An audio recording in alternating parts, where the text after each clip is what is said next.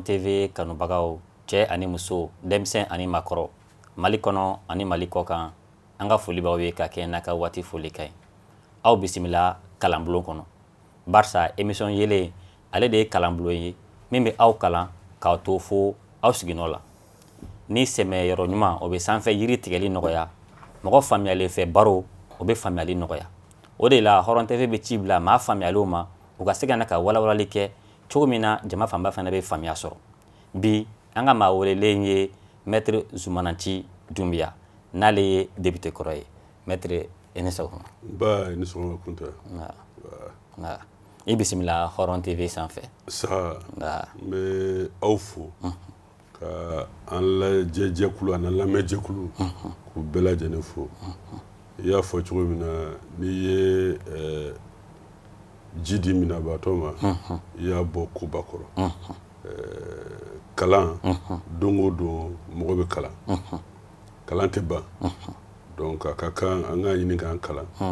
wa aw bɛ baara min na ka kalan sanuma kunnafoni sanuma k'a di jamana kɔnɔden ma an bɛ aw fɔ Ala k'a tanto k'a ɲini Ala fɛ Ala ka aw mɛn aw ka baara in Ala ka aw ka baara in k'a yakubaya aw bolo. Amina yarabi.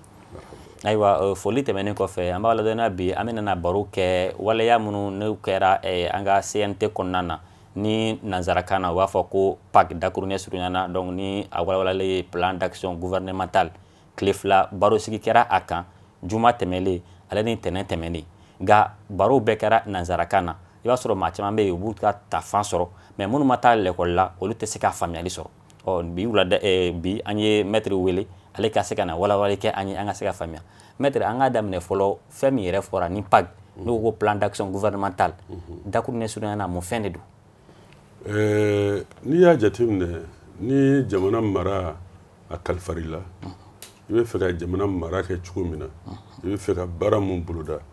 i bɛ fɛ ka taaɲɛ mun boloda jamana kɔnɔ donc i kan ka olu kɛ gafe ye ko olu sɛbɛnniw kɛ ka o da jamana kɔnɔ den kɔrɔ donc a kɛ kun ye min ye maaw k'a dɔn k'a fɔ i hakilina ye jamana baarali ye cogo min na donc o de a bɛ fɔ o ma programme d'action gouvernementale fɛn fila don waati dɔw la a bɛ se k'a fɔ ko programme d'action gouvernementale comme a bɛ se k'a fɔ ko déclaration de politique générale bɛɛ n'i ka taabolo don mais n'a kɛra programme ye o kɔrɔ ye baara mun kan ka kɛ kɛrɛnkɛrɛnnenya la olu bɛ jateminɛ waati bolodalen kɔnɔ k'a fɔ baara ninnu o bɛna kɛ nin waati in kɔnɔ wa nin musaka ni musakaw bɛ se kan ka don a la. Ayiwa an y'o faamuya maître ni n y'a kuma faamuya donc gouvernement kan ka baara o baara kɛ donc o baaraw de bɛ jate k'a kɛ gafe ye ka taa a yira n bɛ fɛ ka nin kɛ ale ni musaka minnu kan ka don a la k'olu yira. Ayiwa an bɛ fɛ ka min dɔn ka fara o fɛnɛ kan ko bɛ yen nɔ i bɛ taa sɔrɔ kun de bɛ a la ayiwa nin fɛn min filɛ nin n'a bɛ kɛ nin est-ce que sariya sun de y'a fɔ wa an bɛ fɛ k'a dɔn ni sariya de don ni a kɛli fɛnɛ jagoya de don. An ka jamana sariya sunba ale y'a yira gouvernement ani wasabulon olu cɛmancɛ ko n'a bɛ f'o ma ko les rapports entre gouvernement et assemblée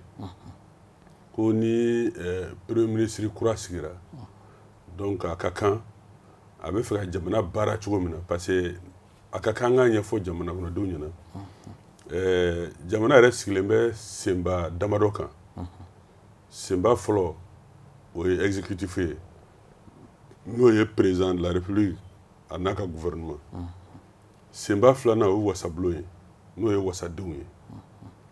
senba sabanan o ye kiiri bunako ye n'an b'a fɔ o ma ko pouvoir judiciaire bon i b'a ye nin bɛɛ n'a taabolo don mais yɔrɔ dɔw la o bɛ ɲɔgɔn sɔrɔ yɔrɔ dɔw la i n'a fɔ kɛrɛnkɛrɛnnenya la gouvernement ani assemblée donc wasabulon mɔgɔw olu de bɛ ka jamana kɔnɔdenw k'olu nɔrɔ bila parce que jamana kɔnɔdenw ye danaya d'olu kan i n'a fɔ o ye danaya da président kan cogo min na mais président fana ye dɔw sugandi k'a fɔ ne de ko jamana kɔnɔdenw ma n bɛ fɛ ka nin baara in kɛ u ye n sugandi o kama donc o kɔnɔna la n bɛ fɛ ka baaraw boloda cogo min na premier ministre ale de b'o wala n'a ka gouvernement donc a wajibiyalen don an ka jamana sariya sunba y'a fɔ ni premier ministre ni danaya dar'i kan président de la république fɛ i kana wasa bulon kɔnɔ i bɛ fɛ ka baara ninnu kɛ cogo min na i kana da olu ɲɛkɔrɔ n'i y'a da olu ɲɛkɔrɔ olu bɛ sɔrɔ ka ɲininkali sɛbɛ i la ni ɲininkaliw banna n'i ka fɔta y'u hakilina ta baara kɛcogo la u bɛ se k'a fɔ ko an jɛnna an ye yamaruya d'i ma i ka taa baara in kɛ parce que baara in lawaleyali o bɛ olu ka fɛn min ye danaya k'o da i kan o b'o o kɔfɛ n'olu ma danaya da i kan o kɔrɔ ye k'i kan ka wala sɛbɛn n'u ye danaya da i kan o kɔrɔ baara min bolodalen filɛ nin ye i ka taa kɛ donc wajibi de don an ka jamana sariya sunba n'o ye constitution ye ale n'i y'a jateminɛ a sigiden 78 ale b'a kuma a kan kosɛbɛ wa a b'a wajibiya premier ministre ma a kana wasadenw ɲɛkɔrɔ ka na ɲɛfɔli kɛ bon bibi in na i bɛ taa ye k'a fɔ peut-être que jamanakuntigi bɛ yen mais jamanakuntigi min ni mɔgɔw jɛnna k'a sugandi o tɛ yen bibi in na donc min bɛ ɲɛmɔgɔya la o ye danaya da dɔ kan bon i b'a ye wasabulon yɛrɛ tɛ yen bi wasabulon min bɛ a ladege la n'o ye CNT ye donc a wajibiyalen don jamanakuntigi min bɛ yen bi cɛmancɛ fanga kɔnɔna la n'ale ye danaya da min kan premier ministre la ale ka na CNT ɲɛkɔrɔ parce que olu de bɛ a bɛ komi olu bɛ wasabulon nɔ la bibi in na ka na ɲɛfɔli kɛ yen donc walasa olu ka yamaruya di a ma a ka taa baara kɛ. Bamananw b'a fɔ u ka kuma la ko kuma man di dɔn man di dɔnkili man di mais a kɔrɔ de don nin waleya min filɛ nin n'a bɛ kɛ premier ministre fɛ wasadenw ɲɛkɔrɔ a laɲini ye jumɛn de ye yalima jɔyɔrɔ jumɛn bɛ a la jamana yɛrɛ marabolo kan. Kunta n'i y'a jateminɛ jɔyɔrɔba b'a la parce que ko bɛɛ bɛ kɛ jamana kɔnɔdenw de kama wa jamana kɔnɔdenw y'u bolo kɛ minnu na n'o ye wasadenw ye donc olu de kan ka yamaruya di yamaruya in dili dɔwɛrɛ tɛ a kɔrɔ ko an sɔnna i ka taa baara kɛ ka an bɔ jamana bɔ nɔgɔ la a filanan ye mun ye n'i ma baara in kɛ donc i kan ka se ka wele ka ɲininka n'i y'a jateminɛ wasabulon yɛrɛ ka baara ye baaraba damadɔ baara fɔlɔ ye ka sariya ta jamana kɔnɔdenw tɔgɔ la mais filanan ye gouvernement bɛ baara min na k'o baara in sɛgɛsɛgɛ k'a lajɛ n'a y'a sɔrɔ a bɛ ka kɛ jamana kɔnɔdenw ka hami n'u ka ɲɛtaga sira fɛ donc o de la ni premier ministre nana n'a ka programme ye n'o ye a bɛna baara mun boloda n'a kɛcogo ni yamaruya dira ma donc sisan fɛn min ye wasabulon ye ale bɛ a lajɛ a nɔfɛ yala a ye layidu min ta wasabulon ye yala a bɛ ka bɔ a sira fɛ wa a tɛ ka bɔ a sira fɛ wa donc o ka dɔn donc n'a ma bɔ a sira fɛ wasadenw fana hakɛ b'u bolo ka a wele k'a na dama ɲininka i nana nin fɔ an ɲɛna an ye yamaruya d'i ma mais an ɲɛ b'a la baara in tɛ ka kɛ o cogo la ou bien baara kɛcogo man ɲi yɛlɛma don a la ou bien kuma dɔ la i b'a ye wasadenw yɛrɛ bɛ se ka fɛn min ye a bɛ fɔ ma ko résolution k'a fɔ bon vraiment baara dɔ bɛ ka kɛ anw ye min yamaruya min di ani min bɛ ka kɛ o tɛ kelen ye donc résolution bɛ se ka adresser gouvernement na mais a dɔw la yɛrɛ a bɛ se ka taa se fɛn min ye gouvernement yɛrɛ dafirili ma parce que o yamaruya bɛ wasabulon bolo ka se ka a bɛ fɔ min ma ko motion de censure ni baara tacogo tɛ ka ɲa jamana kɔnɔdenw tɛ ka lawasa sɔrɔ a kɔnɔ jamana kɔnɔdenw tɛ ka nimisiwasa sɔrɔ a kɔnɔ a tɛ ka taa jamana kɔnɔdenw nimisira fɛ parce que wasadenw fana bɛ yen jamana kɔnɔdenw de kama donc yamaruya b'u bolo o la k'a fɔ vraiment komi aw tɛ ka se ka baara in kɛ baara in tɛ ka kɛ ka ɲa ou bien a ye layidukan sɔsɔ aw ka walan sɛbɛn donc n'i y'a jateminɛ fana kɔrɔ min fana b'a la parce que n'i ye nin bɛɛ lajɛ gouvernement kan ka siran k'a fɔ ni ma k'a kɛcogo la n ye layidukan mun ta ni m'olu bɔ a sira fɛ ni baara tɛ ka kɛ ka ɲa a bɛ se ka kɛ n bɛ walan sɛmɛ donc a b'a to u bɛ baara in kɛ ladiriya kɔnɔ u bɛ baara in kɛ tilennenya kɔnɔ mais o n'a ta o ta a yiralen don k'a fɔ waati ni waati wasabulon yɛrɛ fana bɛ se ka weleli kɛ ou bien wasabulon cakɛda mina mun bɛ yen parce que commission bɛ wasabulon kɔnɔ u bɛ se k'a lajɛ nin yɔrɔ in bɛ anw intéressé u bɛ se k'o minisiri so wele ka na n'a fɔ bon an ye jateminɛ kɛ baara in na a lajɛ i k'a lakile nin cogo in na komi wasaden yɛrɛ fana kelen a bɛ se ka gouvernement mɔgɔ dɔ wele minisiri dɔ wele ka na wasabulon kɔnɔ ka na ɲininkali kala sɛmɛ a la aw ye layidukan min ta anw ye yan aw tɛ k'o bɔ a sira fɛ donc nin bɛɛ de bɛ a kɔrɔ kɔnɔ mais kuma surunya la k'a jira k'a fɔ dɔrɔn ko fanga ye jamana kɔnɔdenw ta ye n'olu sɔnna i bɛ baara kɛ n'u ma sɔn i tɛ baara kɛ n'i tɛ ka baara kɛ olu taabolo sira fɛ u b'a fɔ e gouvernement e ka walan sɛmɛ parce que mɔgɔ si ma danaya da gouvernement kan danaya ye a bɛ fɔ min ma légitimité déléguée c'est à dire que u y'u ka danaya sɔrɔ dɔ bolo parce que jamana kuntigi danaya dara ale de kan donc ale fana ye danaya da u kan donc a bɛ fɔ min ma légitimité déléguée donc olu ye danaya sɔrɔ jamana kuntigi bolo mais u bɛna danaya filanan min sɔrɔ o ye jamana kɔnɔdenw ka représentant n'a bɛ fɔ o ma wasadenw olu bɛna yamaruya min d'u ma k'u ka taa baara kɛ danaya filanan bɛ sɔrɔ kɔnɔ donc n'u ma danaya minɛn fa donc a bɛ fɔ k'u ka walan sɛmɛ ko sumani kun ye hakɛ dɔɔni ye ni hakɛ dɔnna a bɛ baara nɔgɔya donc a bɛ n'a fɔ nin ye sumalikɛ minɛn de ye sisan wasadenw bɛ gouvernement jateminɛ ni fɛn min ye ayiwa ni a adoptera sisan nɔ wasabolo kɔnɔ ayiwa gouvernement ka compte kan ka kɛ jumɛn ye wasadenw ka compte kan ka kɛ jumɛn ye baara tɔw boloda cogo la ok o ɲininkali diyara n ye hakili la ni suma minɛn dir'i ma sumani ko man k'i kamana gan bilen o de la gouvernement fɔlɔ ale kan k'i jija a ye kumakan min fɔ jamana kɔnɔdenw ɲɛna parce que n'i y'a fɔ wasadenw ɲɛna a bɛ komi i y'a fɔ Mali bɛɛ ɲɛna donc a k'a jija k'o kumakan in bato o kumakan in batoli bɛ na ni jamana taaɲɛ ye filanan ye mun ye wasadenw yɛrɛ a fanba ye olu fana ye parce que olu de kumana jamana kɔnɔdenw tɔgɔ la n'olu kumana jamana kɔnɔdenw tɔgɔ la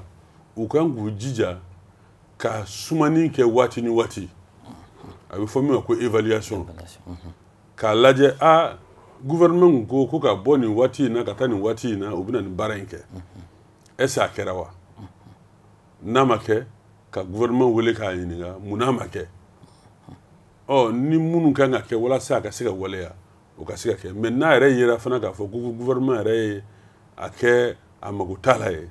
donc u kan ka hakilina min ta walansɛmɛko la donc u b'o hakilina ta donc bɛɛ kan k'i ka hakɛ fa gouvernement ye dalakan min di u kan k'o bato a man kan yɛrɛ waati fɛn min yɛrɛ ye wasabulon ye olu yɛrɛ ka sumani kɛ waati dɔw la gouvernement yɛrɛ kan ka bɔ a yɛrɛ la ka na wasabulon ɲɛma k'a fɔ bon walima ka sɛbɛnni kɛ an kun ye waati mun boloda nin baara in na a baara kɛra ka se nin niveau in na baara banna ou bien nin gɛlɛya ni nin gɛlɛya b'a kɔnɔ mais ni olu m'o kɛ a wajibiyalen don wasadenw ma olu kɔni ka a lajɛ u bolo baara taabolo n'a ka ɲi n'a ma ɲi baara bɛ ka kɛ a tɛ ka kɛ donc f'u k'o lajɛ de o de wajibiyalen don jamana kɔnɔdenw ma olu kan n'an bɔra yen sisan an bɛna don sisan nɔ premier ministre min bɛ yen nin waati in na ni o ye Choguel Kokala Mayiga ye ale tɛmɛna wasabulon fɛ ni min bɛ wasabulon place la bi min na n'an ko CNT o kɛra tɛnɛndon programme kɔni kɛra a yirala kumaw cayara kosɛbɛ u ye tile journée bɛɛ k'a la an bɛ fɛ ka e ɲininka o yɛrɛ la a gafe in e yɛrɛ hakilina fɔlɔ ye jumɛn ye gafe in kan n'i ko ko ne ka hakilina fɔ gafe in kan gafe in an bɛ se k'a jateminɛ k'a fɔ kuma kura t'a kɔnɔ ko kura t'a kɔnɔ jateminɛw fana la an ka jateminɛ la c'est que fɔɲɔgɔnkɔw b'a kɔnɔ a kumaw sigilen tɛ kala kelen kan waati dɔw la bon kuma dɔw la sumani waati mun fɔra olu dɔw tɛmɛna a mɛnna a yɛrɛ fanba o la ka kɛɲɛ ni premier ministre ka kumaw ye a kun ko k'a bɛ fɛ ka jamana baara cogo min na n'i y'a jateminɛ a ye gafe min di o ni o caman bɛ fɔ ɲɔgɔn kɔ donc ni an ko bakuruba la an bɛ fɛn fɔ programme in ma i b'a ye k'a fɔ programme in kɛra komi n'a y'a sɔrɔ mɔgɔ min bɛna mandat kelen kɛ parce que a caman na baara mun bolodalen don u tɛ se ka kɛ ka bɛn waati fɔlen ma waati min bolodalen don cɛmancɛ fanga bolo komi a yɛrɛ ko ten ko sigiyɔrɔba 4 don n'i ye a sigiyɔrɔma kelen kelen ta a hakilinaw banna a kɔnɔna la parce que n'i ye lakanako ta ale yɛrɛ ye kuma caman fɔ fɛn min ye accord bɛnkan sɛbɛn ye a ko k'a man ɲi mais n'i y'a jateminɛ ale yɛrɛ sinsin bere ye ka lakana sabati bɛnkan sɛbɛn a sinsin bere dɔ ye bɛnkan sɛbɛn ye parce que a ko fɛn min ye DDR ye n'o ye ka maramafɛn bila ka don fɛn min ye an ka armée la ko a sinsin bere dɔ na ko ye fɛn min ye bɛnkan sɛbɛn in lawaleyalen ye k'a kɛlen bɛ ka miliyari 100 labɛn o kama a ko fana fɛn min ye surasiw labɛnni ye ko a bɛna fɛn min ye maa caman k'olu ta an ka finitigilakaw fɛ yen ka fɛn min ye labɛn ɲuman ye k'o d'olu ma ka maramafɛn caman san olu ye bon n'i y'o jateminɛ ale tɔ tora kalo a cayalen ye kalo 7 ye bon e bɛna concours labɛn waati jumɛn ko ka se ka jamana kɔnɔdenw ka sugandili k'olu cɛ la fɛn min ye formation ye n'o ye labɛn ye finitigiw labɛnni ye o dɔgɔyalen ye kalo 6 ye o olu yɛrɛ bɛ taa ban o ko la waati min na o y'a sɔrɔ cɛmancɛ fanga banna bon a ye fɛn caman fɔ ni fɛn mun kan ka kɛ Mali cɛmancɛla la ni Mali kɔrɔnfɛla la olu tɛ ko kura ye depuis IBK tile la olu bɛ yen a kun b'an ɲɛna anw ɲɛna k'a bɛna na ni hakilina kura wɛrɛ ye min bɛ se ka to ka lakana sabati sinon minnu filɛ nin olu bɛ kɔrɔlen mais halisa an ma nɔba y'olu la fɔlɔ hali ni an kan k'an ka finitigilakaw fo k'a fɔ u bɛ baara min na don o don jamana lakanali la baara nɔgɔman tɛ mais u bɛ k'u cɛsiri a la mais an hakili la k'a bɛna kuma kura fɔ o kɔnɔna la mais an bɔra an jigi kɔrɔ yen parce que an ma kuma kura mɛn fo n'a kɛra plan kɔrɔ minnu bɛ yen ale bɛ fɛ ka olu to sen kan n'i ye fɛn min ye kalatako a ko jɛkulu kɛrɛnkɛrɛnnen bɛna sigi kalata kama bon mais n'i y'ale ka jateminɛw lajɛ a ka programme kɔnɔna la i bɛ taa ye ko jɛkulu kɛrɛnkɛrɛnnen tɛ mais fɛn dɔ kɔni don ten parce que anw y'a fɔ waati dɔ la ko ka jɛkulu kɛrɛnkɛrɛnnen sigi mais an kun y'a jateminɛ k'a fɔ a kan ka fɛn min ye kalataw san 2023 o kalataw labɛn mɔgɔ si kun ma sigi n'a ye k'a fɔ ko coup d'état bɛ kɛ bon coup d'état nana kɛ mais an ko komi kalo 18 fɔra ko cɛmancɛ fanga an ka fɛɛrɛ kɛ baara a ka jɛkulu in ka se ka sigi sen kan depuis transition daminɛ mais olu yɛrɛ kalo 9 kɛ k'an bali baara la bon n'a fɔra ko waati bolodalen tɔ i tɛ se k'a fɔ k'i bɛ jɛkulu kɛrɛnkɛrɛnnen ka sariya bolow ta parce que laɲini sariyaw kan ka ta fɔlɔ ka tila ka sariya bolo ta ka tila ka sariya ta n'i y'o bɛɛ tugu ɲɔgɔn na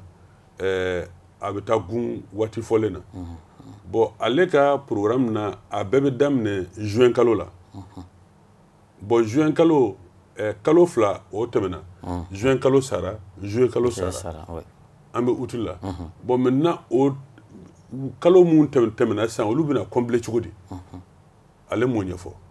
bon baara dun ma kɛ k'a ta juin kalo la ka na bila août kalo in na anw ma baara kɛlen ye ale ka baara bolodalenw kɔnɔ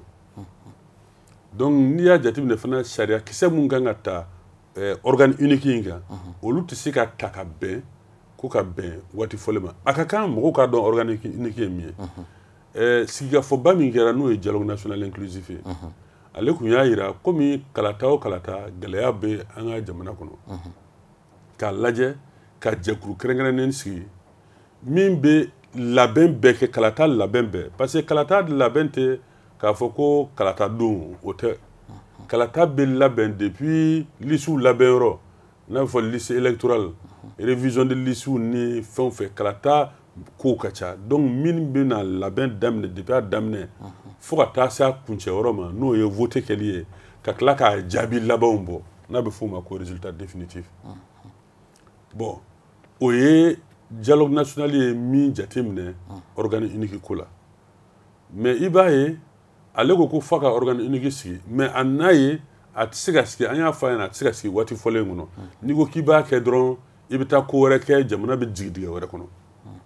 bon ale ye min fɔ sisan o yɛrɛ tɛ organe unique ye parce que fan dɔ labɛnnen don organe unique bolo fan dɔ labɛnnen don administration bolo fan dɔ labɛnnen don cour constitutionnelle bolo bon alors que organe unique min ni mɔgɔw hakili tun b'a la o kan ka labɛn bɛɛ de kɛ ani a ka administration n'o y'a ka baarakɛca ye o kan ka mabɔ jamana ta la a ka hakɛ o kan ka k'a ta ye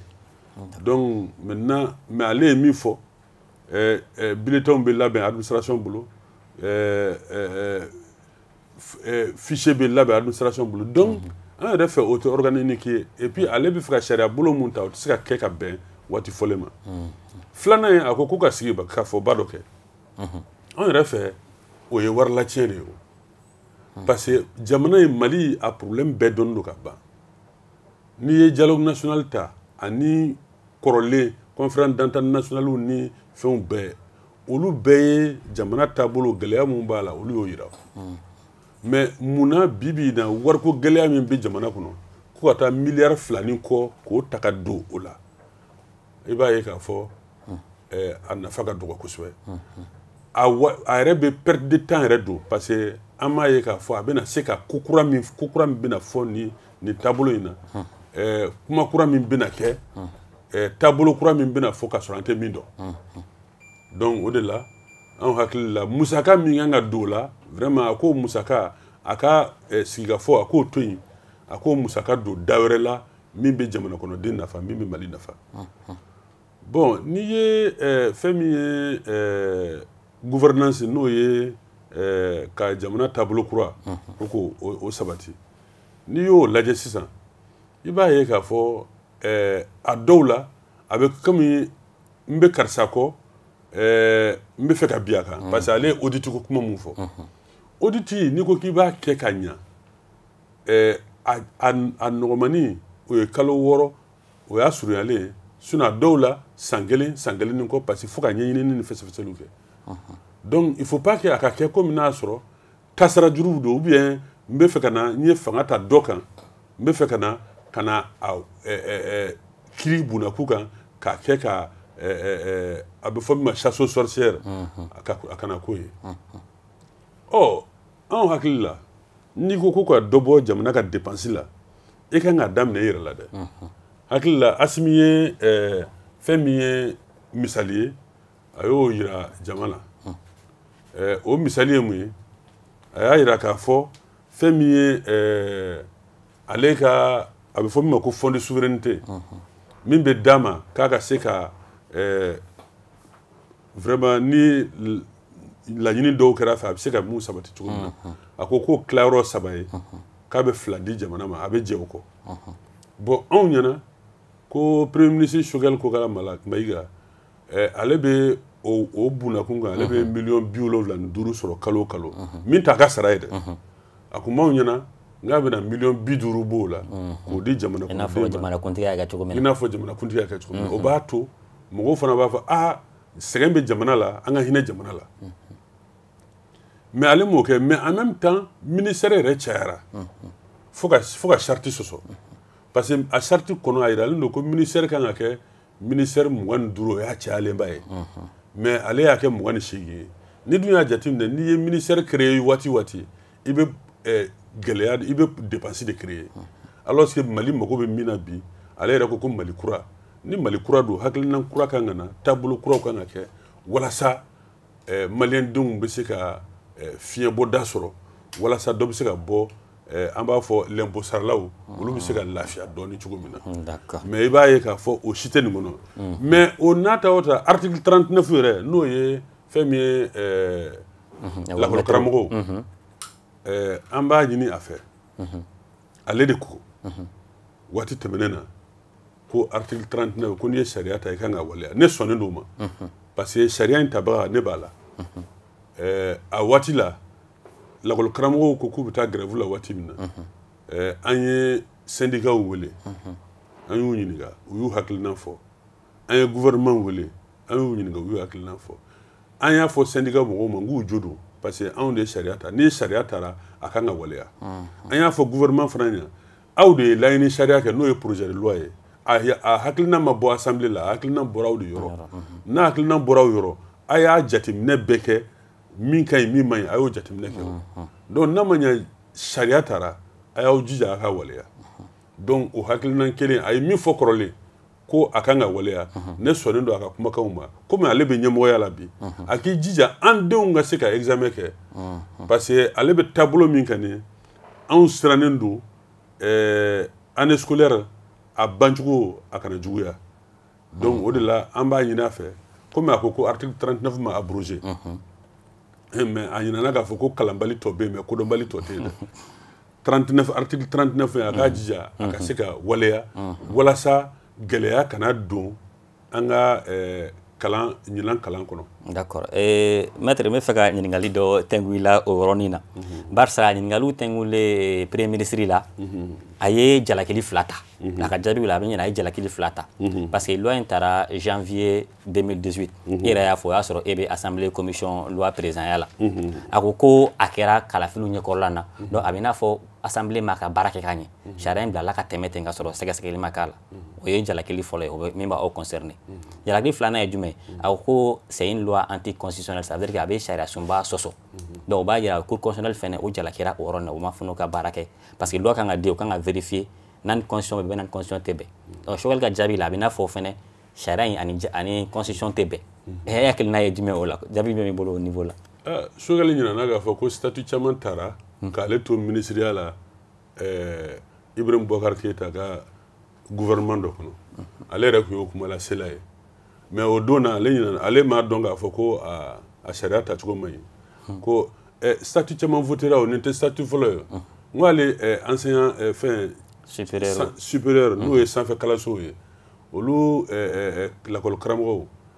olu ka statut kɔnɔ article 66 bɛ yen o ma ta nin waati in na dɔrɔn o ma ta kalata ɲɛkɔrɔla la dɛ o bɛ ta waati min na o y'a sɔrɔ ale Choguel bɛ ministériya la Ibika ka gouvernement dɔ kɔnɔ est-ce que ale yɛrɛ hakili bɛ sariya in taabolo la hakili la an ka kɛ ko sariya votera janvier 2018 élection kɛra kalo joli o kɔfɛ juillet o ka jan dɛ mais ka kɔn o ɲɛ sariya laɲini sariya in n'a bɛ fɔ ko projet de loi a n'a wasabulon kɔnɔ a ye min kɛ yen a ka ca kalo 8 ye ka sɔrɔ a sariya ma ta parce que ɲininkaliw kɛra fɛsɛfɛsɛliw kɛra n'i y'a ye gɛlɛya mun bɛ ka fɔ bi gɛlɛya mun ni docteur Boubou Cissé y'a fɔ a waati la ni anw wasadenw ma sɔn a ma a sɔrɔla o de fɛ parce que an ye sɛgɛsɛgɛli kɛ an ko est-ce que article 39 in n'a taara a tɛna kɛ ni gɛlɛya ye wa gouvernement ko ayi ko gɛlɛya t'a la k'u ye jateminɛ bɛɛ kɛ peut-être que a incidence financière k'a cayalenba ye miliyari 5 ye an ko est-ce que jamana bɛna se a kɔrɔ wa u ko dɔn jamana bɛna se a kɔrɔ n'i y'a ye gouvernement ye laɲini kɛ k'a kɛ tan ka nin sariya laɲini sariya in kɛ a ye hakili jagabɔw kɛ a ye jateminɛ caman kɛ o jateminɛ ninnu kɔnɔna la a yɛrɛ y'a ye k'a fɔ a bɛ se ka kɛ komi faso wagani tile bɛ gouvernement de bolo a tɛ wasadenw bolo donc wasadenw kɛlen ka hakili sigi sɔrɔ gouvernement bolo a musakako la o de la o waati anw ko ni gɛlɛya t'a la Mali fɛn kɔnɔ Mali waganɛ kɔnɔ anw hakili la a bɛ kɛ sababu ye ka fɛn min ye kalan ye ka a yakubaya k'a lataa ɲɛ parce que jamana fɛn fɛn n'i ma kalan ni denw ma kalan i tɛ taa ɲɛ taa ɲɛ fɔlɔ-fɔlɔ ye kalan ye donc maintenant minnu fana bɛ kalan bolo la n'olu bilara condition ɲuman na a b'a to u bɛ se ka denmisɛnninw kalan ka ɲɛ anw ko ni anw tɛna kɛ fasoden jugu ye n'a tɛ kojugu kɛ ni a jateminɛlen don suman panni kɔnɔ déjà wagane kɔnɔ donc anw hakili la k'a fɔ anw bɛ se k'a fɔ tare parce que a bɛ kɛ sababu ye fɛn min ye kalan ye k'a lataa ɲɛ kalan ye k'a la yakubaya donc o de la an ye sariya in ta mais k'a fɔ ko ani sariya sunba bɛ fɔ ɲɔgɔn kɔ mɔgɔ tɛ se ka fɛn min ye cour constitutionnelle mɔgɔ tɛ se k'u jalaki o la barisa mun na a yiralen don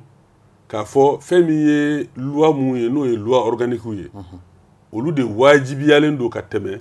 cour constitutionnelle ɲɛkɔrɔ a k'a lajɛ n'a y'a sɔrɔ olu ni jamana sariya sunba tɛ fɔ ɲɔgɔn kɔ mais loi ordinaire olu bɛ ta olu tɛ tɛmɛ cour constitutionnelle fɛ mais ni ani jamana sariya sunbaw bɛ fɔ ɲɔgɔn kɔ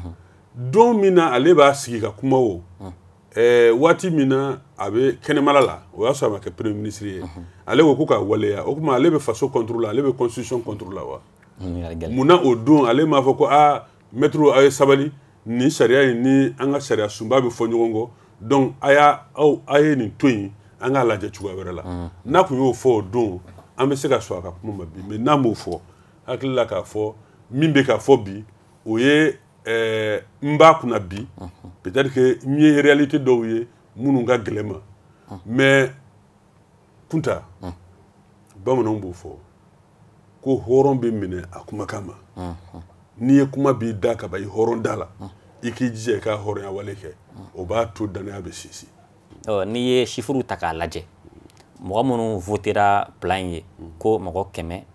102 minnu ma sɔn a ma mɔgɔ 2 minnu y'u yɛrɛ minɛ o kɛra mɔgɔ 9 ye n'an ko k'an k'a noter o b'a yira k'a fɔ ko mention excellent de y'o ye dɛ parce que ta 18 n'a kɛ sur 20 18 sur 20 kɔni a bɛ sɔn k'o sɔrɔ donc o b'a yira mention excellente de kan ka di a ma e ka kuma fɔ la fɛn yɔrɔ caman b'a kɔnɔ min bɛ ɲɔgɔn majɛ o tuma na problème ye jumɛn ye juste o ma sɛgɛsɛgɛ ka ɲɛ de wa ou bien mun de bɛ yen bon ni ne tun kɛra wasaden ye ni ne tun ye CNT maa ye minnu votera k'a fɔ k'a ma ɲi ne tun bɛ k'o mɔgɔw la mais a tɛ k'a fɔ minnu votera k'u bɛ fili la dɛ vote in dɔrɔn tɛ jateminɛ sumaniko la i b'a jateminɛ kuma mun fɔra parce que baro mun kɛra ne ma mɔgɔ ye min n'a fɔ ko premier ministre ye nin fɔ nin ɲɛna ne ye jalakiliw de ye nin yɔrɔ b'a kɔnɔ nin ma ɲi i ɲinana nin kɔ waati min i kan ka baara mun kɛ waati bolodalen kɔnɔ an m'o y'a kɔnɔ maintenant i nana i y'a kɛ komi n'a y'a sɔrɔ gouvernement min sigilen don san 5 kama c'est à dire que régime démocratique dɔ bɛ yen mais majɛ caman yɛrɛ b'ale ka kuma kɔnɔ hali n'i y'a jateminɛ a ko ka sigi ka fɔ ba min kɛ ko o ko na wajibiya hali fanga kura min na mais o yɛrɛ tɛ yɛrɛ sɔsɔ ye an ka jamana sariya sunba n'o ye constitution ye ale y'a jira k'a fɔ ko fɛn min ye jamana taabolo a n'a bolodacogo ye jamana baarakɛcogo a n'a bolodacogo ko o yamaruya bɛ gouvernement bolo président min bɛ élu e bɛ se ka wajibiya o kan cogo di ko dialogue national ye min fɔ ko k'o assise ye min fɔ ko k'o wajibiya o kan a b'a lajɛ de a kan ka baara kɛ cogo min na ka jamana bɔ nɔgɔ la a b'o de jateminɛ o de wajibiyalen don a kan mais k'a fɔ e ta in wajibiyalen don parce que n'i y'o kɛ i bɛ constitution sɔsɔ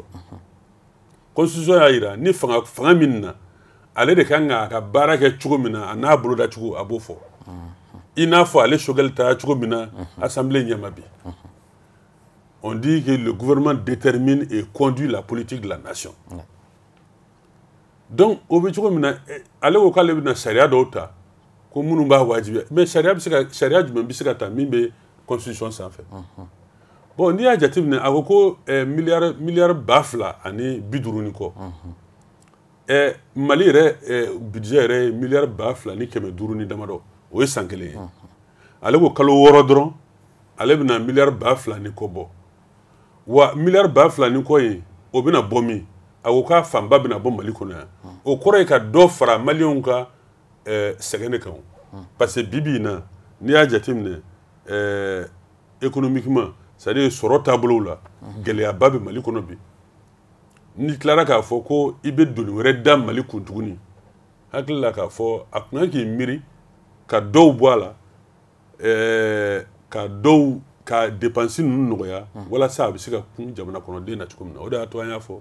a ka sigi k'a fɔ ba in vraiment a ka a jɔ parce que nafa t'a la donc mɔgɔ minnu votera ne tɛ u jalaki u votera n'u hakilina ye mais u y'u hakilina t'a fɔ k'a fɔ a baara taabolo man ɲi a lajɛ i ka lakile i ka lakile ni cogo in kan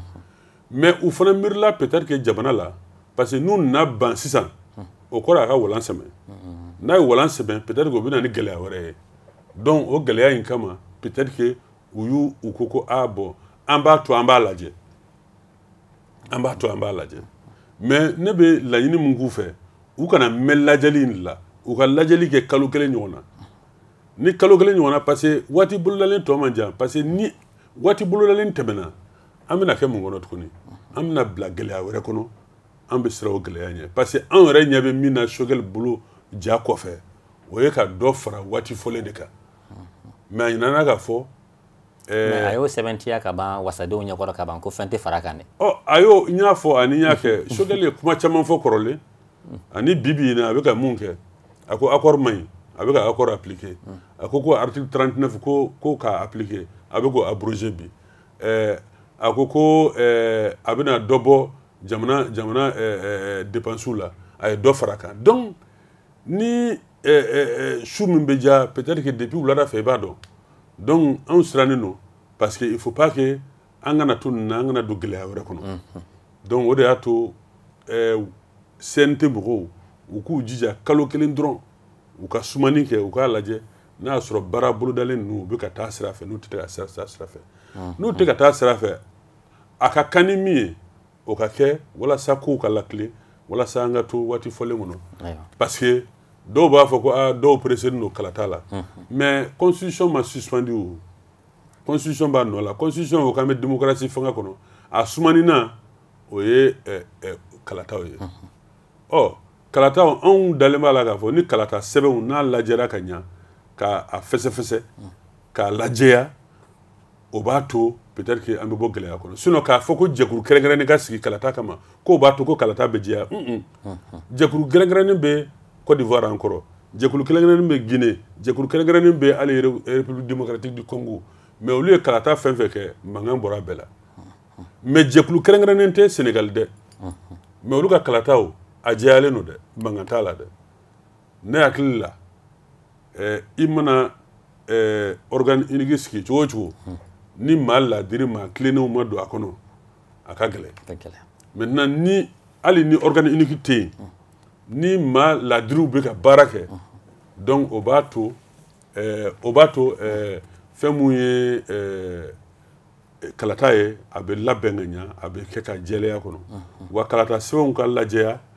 bureau de vote par exemple résultat ka di bureau de vote par bureau de vote a ka bila ligne kan bɛɛ k'a ye o b'a to yɛlɛma tɛ se ka don ko caman na i yɛrɛ y'a fɔ sisan dɔ ka ban n'a ma ɲɛ ni wasadenw votera a ye a bilala ka taa baara kɛ ayiwa ko jumɛn bɛ se ka kɛ sisan nin nɔ walasa waati tɔ min fɔra nin komi aw yɛrɛ y'a fɔ cogo min na fɛn kana na fara waati kan waati tɔ min fɔra nin a bɛ se ka respecter cogo min na jamana yɛrɛ bɛ se ka lafiya waati tɔ kɔnɔ an ka se ka président ɲuman sɔrɔ min sigira kalata jɛlen kan depuis cɛmancɛ fanga daminɛ waati n ko dɛnkɛrɛfɛ ka bɔ ko ninnu na Mali mago b'a den bɛɛ la bi a den bɛɛ parce que jamana in sɛgɛnna kosɛbɛ a tɛ k'a fɔ n kun bɛ kɛnɛma ko o bɛ n kɛ fasoden ɲuman ye a tɛ k'a fɔ n kun tɛ kɛnɛma ko n ye fasoden jugu ye Mali mago b'a den bɛɛ la bi an b'a ɲini jamana marabagaw fɛ fɔlɔ parce que fɔlɔfɔlɔ olu de ta ye u ka dɛnkɛrɛfɛ bɔ ko ninnu na min bɛ se min na o k'o kɛ o bɛ cogo min na fana baara ninnu n'i ko k'a ka ɲa wajibi ye i ni maaw bɛ jɛ k'a kɛ parce que i b'a kɛ mɔgɔ tɔgɔ la donc ni o ma ɲɛ o kɔ an ka jɛ an k'an bolo di ɲɔgɔn ma an y'a ye premier ministre a bɛ baara dɔw la waati dɔ la a tɛ ka farangali kɛ an b'a a ɲini a fɛ a ka kɛ farangalikɛla ye a kana kɛ farafaralikɛla ye a ka kɛ miseli ye ka maliyɛndenw kalan fɛn min ye CNT maaw ye jɔyɔrɔba b'u la nin ko in na parce que olu de ye yamaruya di donc u k'u jija fɛn min ye fɛɛrɛw ye u k'olu tigɛ walasa baara minnu fɔra baara ninnu ka se ka k'a kɛcogo la a kɛ waati la